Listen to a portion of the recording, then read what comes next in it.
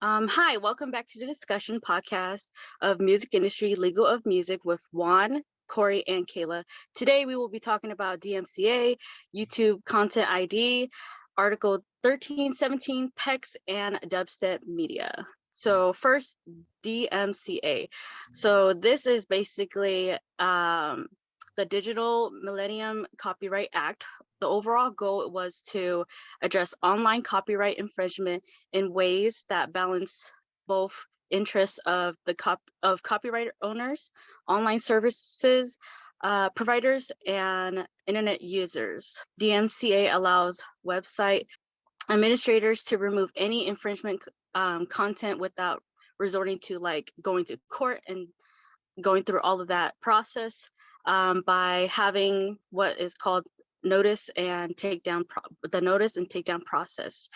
It also talked about, which was important, section 512 of the DMCA, which is talking about the safe harbor. And this is basically a shield to protect users from copyright infringement.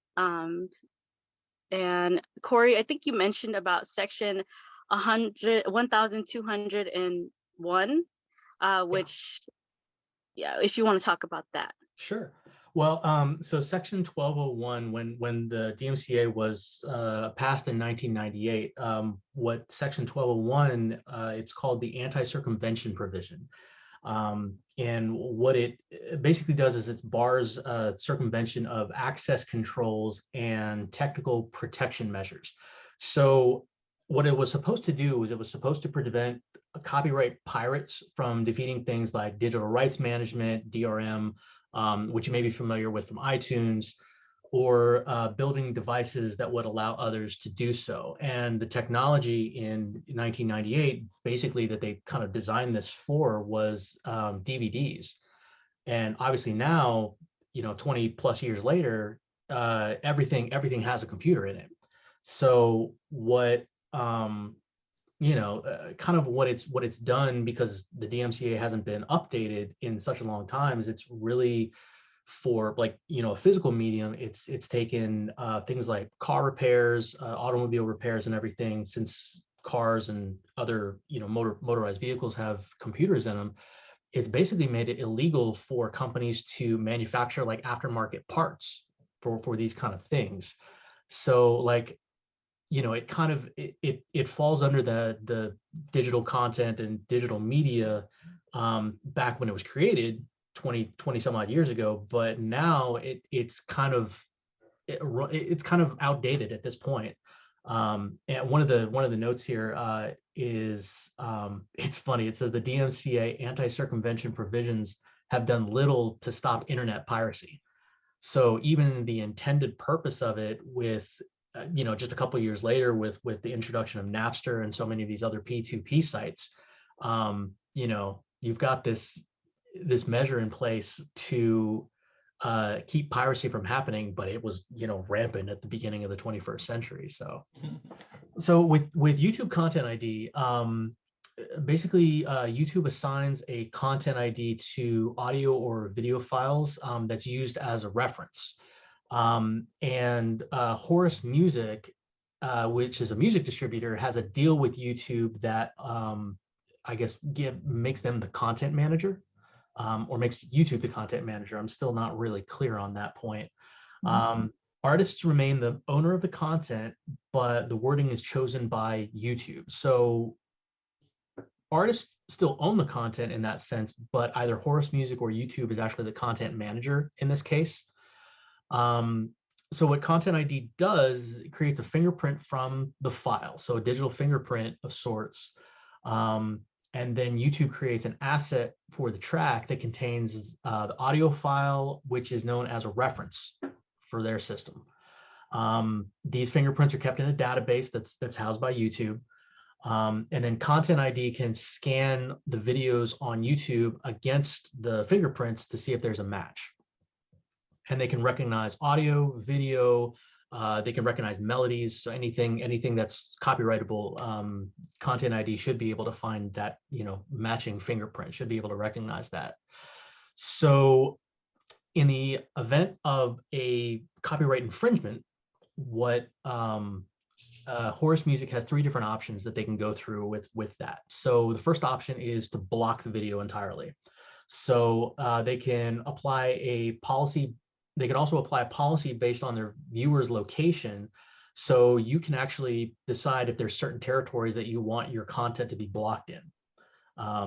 So instead of just like a global block, you can say, okay, well, I don't want this being played in Germany. I don't want this being played in Italy. I don't want this being played in Europe or Asia or wherever. You can actually specify like, where you want the video to be blocked in.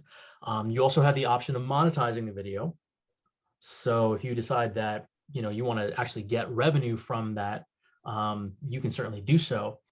If you do decide to monetize the video, that's essentially when ads are placed in the video. So if you do decide you want to monetize the video, at that point, YouTube can actually place ads in the video in order to monetize it. So the ads may play before the video, or if the video is longer than 10 minutes, they'll actually play during the video, in which case you'd have kind of an interrupted feed for that. So that's kind of the monetization option.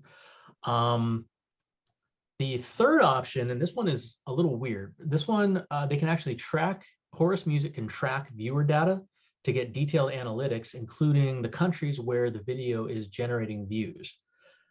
So I'm not entirely sure what the purpose of that one would be, to be honest. So Horus Music automatically chooses option 2. So they automatically choose to monetize the video. So anything else, if you want to block it or if you want to actually track it, I believe you have to let Horus Music know. Otherwise, they're just automatically going to choose to monetize the video. In that case, the video remains live, but YouTube places the advertisements on it so that it can start generating revenue, and then it's paid back to the rights holder via royalties. So that's kind of how the content ID works. If there is a claim or a dispute, then there's a couple of different options. So YouTube content ID claims are issued by companies that own music, movies, TV shows, video games, or other copyright protected material. So most of the time, if there is a copyright claim, it's actually from the company and not necessarily from the individual artist. Depending on the copyright owner's policy, some content ID claims prevent certain material from being available on YouTube. Others may allow the video to remain live while directing the advertising revenue to the claimed content's copyright owners. So a copyright claim is different from a copyright strike. A copyright strike is actually what happens when the content is taken down. So if the rights holder decides they want to block the content, then that's a copyright strike on the user that uploaded it. And these can be dangerous to the status of the channel, but if it's just a copyright claim, then the only thing that's going to result from that is that ads will be placed in the video and they're not harmful to your status as a YouTube channel. So if ads are added in there, everything would be fine, basically? Yeah. So if an ad is added into a video that you've placed, then it basically means that there might be a copyright claim, but they're not actually requesting that you take down the video. It's not being blocked because that revenue is going to the copyright owner. Right. From yeah, they've either decided to monetize it, or Horus Music has decided that it's going to monetize the content just because it detected that there was copyrighted material used in it. No wonder why there's so many ads. Right? Everybody's using. Now, there are some cases where copyright owners don't want the material reused. So in that case, again, copyright owners may block the video. If the video contains copyrighted protected music, the owner may choose to mute it. So you can still watch the video, but you're not actually hearing the soundtrack. The third thing that they can do is, and this is weird. This is like almost like a targeted block or a selective block. It says that copyright owners may restrict the devices, apps, or websites on which their content can appear. So it's not even blocking it on the site, because the restrictions won't change the availability of the video on youtube.com. So as long as you're on like a computer and actually going to the website, you should still be able to see that content. But like if you're looking at your phone, for example, your phone might not allow you to get in there. So that one's weird. Like that one, almost seems like that one's kind of almost like too much work, you know? Like, how are you going to say, okay, well, it's cool if we can, you know, we will allow people to watch it on their computers, but we don't want people watching it on their phones. Like, Yeah, why would there's you like do that? no point. There's like no Yeah. point for that. Like, might as well just take down on both devices, computer and phone, and just the whole website. Mm-hmm. Now, if you do receive a notice, so this is what we were talking about with notices and takedowns, you have the opportunity to dispute the copyright strike or the copyright claim. So after you submit your dispute, the copyright owner has 30 days to respond. During this time, the claim will be temporarily released. So this was what they were kind of doing with the Lens versus Universal case, where I believe the mother who uploaded the video, she disputed the claim, and as soon as she disputed the claim, the video was actually put back up. So the claim is temporarily released during the time that the copyright owner has to respond. So in that 30 days, video just goes back up on. If they don't respond within 30 days, the claim on the video will expire and you don't need to do anything further. Now they do respond. There's a couple of different ways that they can actually respond to the claim. So if they agree with the dispute, so if they file a copyright claim, you file a dispute, and then they say, you know what, he was right, like the user was right. They can choose to release the claim. And if you were monetizing the video previously, the monetization settings will all be restored automatically. So whatever your previous monetization settings were, they'll just be reestablished. If they believe their claim is still valid, they can choose to uphold it. They can also submit a copyright takedown request to remove your video from YouTube, which means you as the user get a copyright strike on your account. So that's the bad one. And it's pretty crazy how like Content ID like really works, honestly. Like how it just catches like anybody's like copyrighted works and could easily like give them options for them to like either monetize, like let the video like still up there, or like easily just take it down and send them like a notice. Well, that's the thing. The notice first, and then yeah, that's the thing with the Content IDs. It's not actually tracking those things actively. So like it does create the fingerprint for the content, but then it just keeps those things in a database. So it's basically keeping that in a locker. Like, okay, we know you're using copyrighted material, but we're just going to keep that like in our closet for now until the rights holder actually comes and says, hey. So it's all like they are keeping a record of all of those things, but YouTube as a host site isn't actually actively doing anything with it, right? Mm-hmm. So it's just like stored up. So that's why, because like I uploaded some videos and like they did get like copyrighted claims or like material inside of it. Mm-hmm. And like it's just like YouTube just notifies you like, oh, your video contains copyrighted material. But it's like they don't take it down or anything. It's just they just claim that it's copyrighted material. Right. Yeah, exactly. They're just, you know, they're keeping a database of all of those things, but they're not policing anything. So it's really up to the rights holder if they find it, or you know, if they use PEX or Dubstep Media, which Juan is going to talk to us about. At that point, then you know the whole notice and dispute, claim and dispute issue comes up. But until that happens, you're pretty much like, oh, we're telling you this is happening. YouTube is telling the users that, yeah, you're using copyrighted material, but you know, wink, wink, nudge, nudge, sort of thing. Yeah. So yeah, like again, it's a fingerprinting system basically. So we'll first start off with like the beginning of like Dubstep Media. It was established in April 2012. And basically what the platform does is just scans samples and it scans samples and mixes, and to ensure like the proper attribution and give like the copyright holder like their compensation of other artists like using their work. So yeah, like that's just like the basics of like of Dubstep Media. I think it kind of works like Content ID. I don't know if I'm right on that. What do you think, Corey? You think I'm right on that? Like the Content ID, it's kind of like similar, kind of.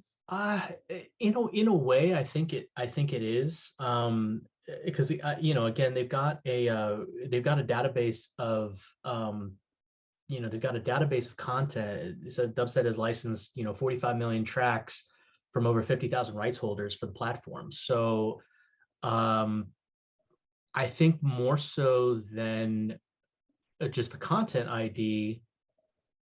Well, it is similar. It is similar Yeah, because in the same sense as YouTube is keeping all of the content IDs in a locker, Dubset is doing the same thing. But I think Dubset, giving what where credit is due, and then not only that, just giving them like the fair yeah. Well, compensation like they deserve from like the original copyrighted work. Dubset, I think is specifically geared towards the music industry. So Yeah, where YouTube is yeah. doing videos and that content, I think Dubset is kind of creating the same kind of database, but specifically to music. And they seem to be taking it kind of a step further than YouTube, in which they're actually identifying the rights holders and making it possible for the rights holders to collect royalties, Mm-hmm. whereas YouTube is just kind of like they've got a very hands-off approach. Like they've identified that this is copyrighted material, but again, they're not doing anything about it. Whereas Dubset seems like they are actively going out and trying to make sure that the people that own the rights to the songs are actually getting compensated for their use. Yeah, totally, totally. So yeah, it's kind of, but like Dubset's like more on it, and obviously they're gonna get like their fair share. So another thing about Dubset is like it's kind of like more for for a lot of like DJs or like songwriters that use like a lot of samples. So later on, like in the beginning of 2018, that's when they did like a partnership with SoundCloud. There was a lot of rappers on SoundCloud, and they would like sample like a lot of stuff, like from uh just like anything they could get their hands on. So Dubset has like, so like how Corey was saying, has like more than 45 million tracks and over like 50,000 right holders. So they thought this was like the perfect way for like to include this for like DJ like artists and people that are just like sampling music of original recordings. So and doing remixes. So that's just like that's just like the a little bit of like the partnership with SoundCloud. And yeah, the platform would just analyze and identify the use of original recordings within remixes, samples, mixes, assigning full rights to the original right holders, and claiming revenue for the new concept, such as like the whatever they created. Um, and that's when PEX gets into play, and they see like, oh wow, this is like a really good like platform for like especially right now, like within like this I know sampling has been used, but this is like a, I don't know, I guess the newer era to like to use samples. Like it's more frequent than before. So that's when Pix got into the picture, and they wanted to buy out Dubstep Media. So when they wanted to buy it out, it was like it was priced, the buyout was like priced around like 25 million to like 50 million, which is like wow. And Pex also saw like it was great because Dubstep already had like these ink deals with like Spotify, SoundCloud, partnering with right holders such as Sony Music and Warner Music Group. So combined, the companies would immediately expand right holders' abilities to locate, protect, and monetize use of their catalog within any form of music or video. And that's being shared like with anywhere in the world, like, well, the I want to say the US. Yeah, well, that's with PEX, with attribution engine. So their content identification engine, which is called the attribution engine. It says it's compliant with both the DMCA and Article 17, which we're going to talk about. So yeah, they're kind of going beyond just being specific to the US or even specific to Europe. Like I think they do envision this on being a worldwide worldwide content tracking, Yeah. I guess. So yeah, then worldwide. Because I know it gets a little confusing, and I was trying to hold myself back because what, like how Corey was saying, like when it comes to the Article 13 and 17, it's like, well, like there's certain rules over there and then there's certain rules over here. So Article 13 is part of a reform on the European Union Directive Copyright in the Digital Single Market, which regulates copyright on the internet. This was a measure that was introduced in 2018 and was passed on the 26th of March, 2019. So it is in effect right now. It is basically what the idea for Article 13 was is it's going to hold tech firms responsible for material posted without copyright permission. So this is kind of a revision to, I guess, what the European Union's version of DMCA is. So with the DMCA, it's offering safe harbor to those tech firms or the host sites, whereas with Article 13, it's holding those sites and those tech companies responsible for what its users are doing. The ISPs, right? Like the internet service platform. Yeah. So whatever, like YouTube UK, let's say, for example, they are under Article 13 now being held responsible for the content that its users are uploading. So whereas with YouTube US, it's creating content ID and just holding it in a locker or putting it in a box. Article 13 would essentially require that they actually act on those findings. So tech companies already remove music and videos which are copyrighted, but under the new law, they're going to be held liable for that copyrighted content.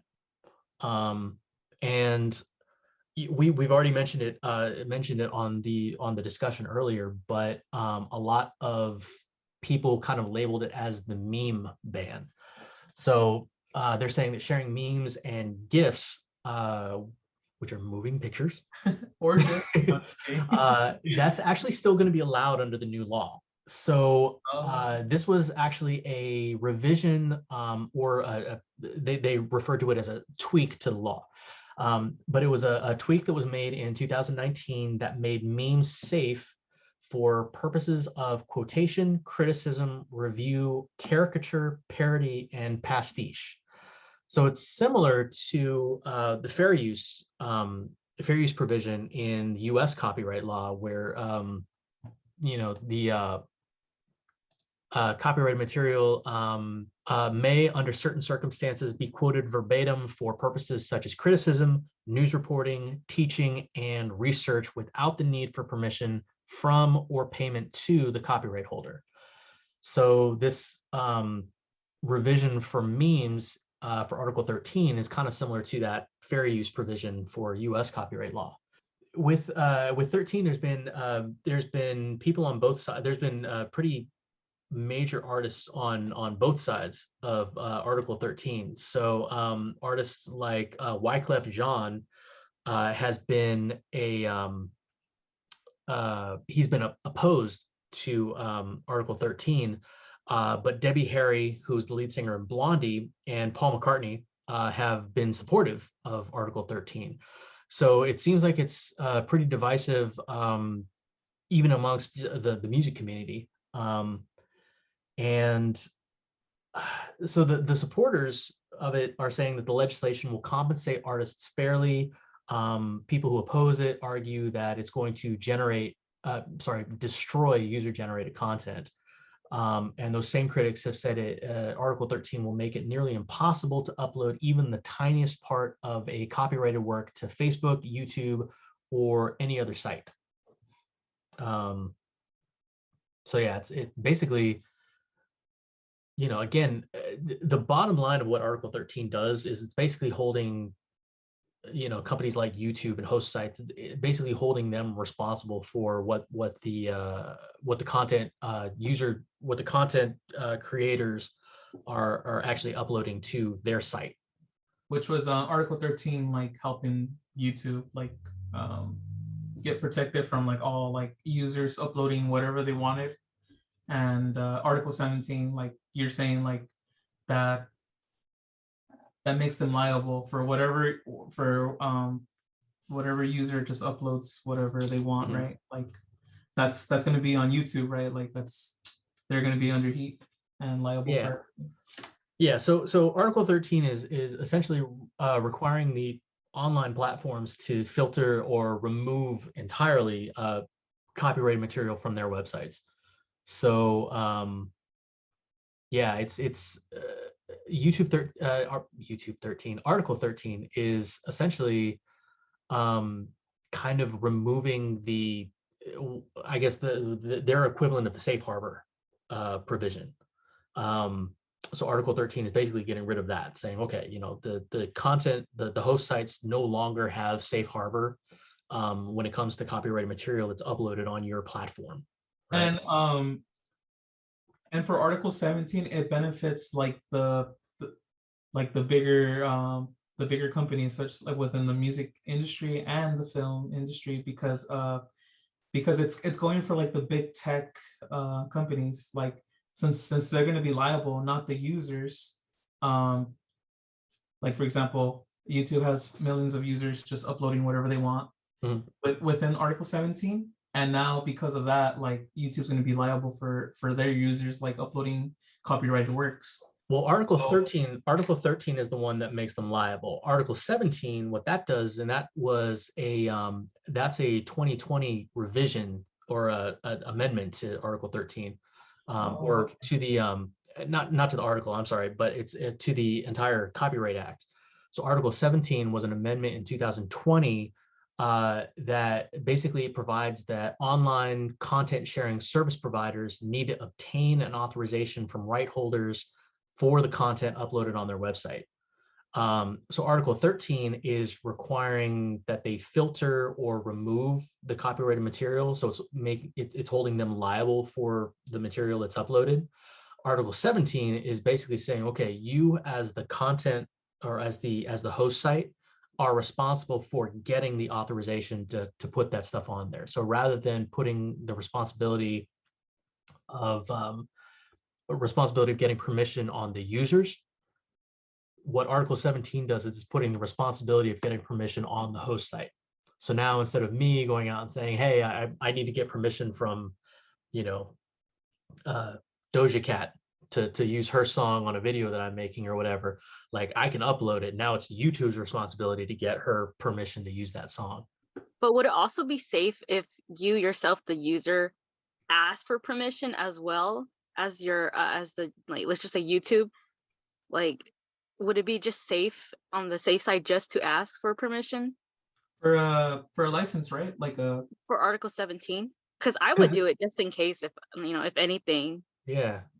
Well, and that's kind of the curious thing with because obviously, as I think Juan mentioned earlier, the UK and the European Union and everything is obviously going to have different rules and different things from what the US does.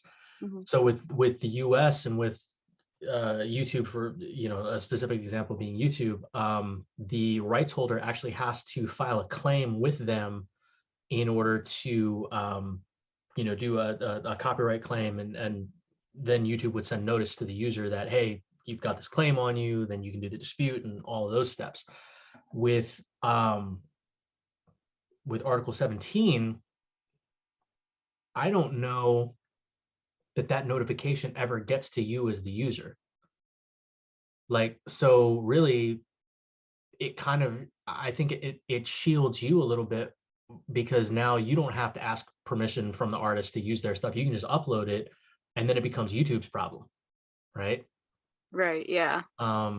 So if they were to do something similar in the US, like if Doja Cat then submitted a copyright claim, it goes to YouTube, and then YouTube has to do all the like they have to be the ones to get permission. Otherwise, they're liable for what you did.